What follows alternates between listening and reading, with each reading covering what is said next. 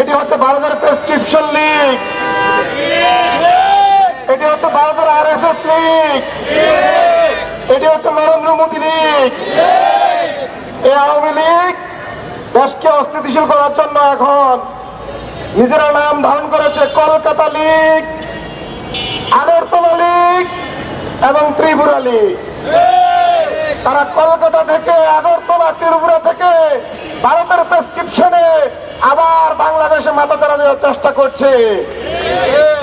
আমরা বলেছি এই আওয়ামী লীগ শিশু হত্যাকারী দল, এই আওয়ামী লীগ গণহত্যাকারী দল।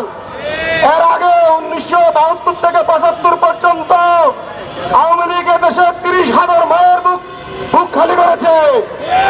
আমরা ওই বিচার পাইনি।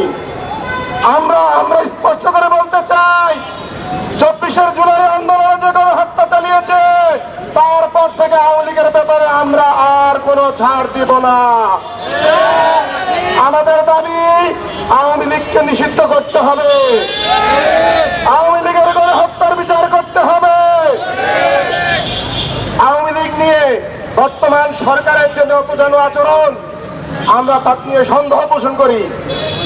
আমরা রক্ত দিয়ে আপনাদেরকে ক্ষমতা বসিয়েছি, এখন আপনারা আমাদের সাথে বিরোধী দলীয় মতন আচরণ করেন।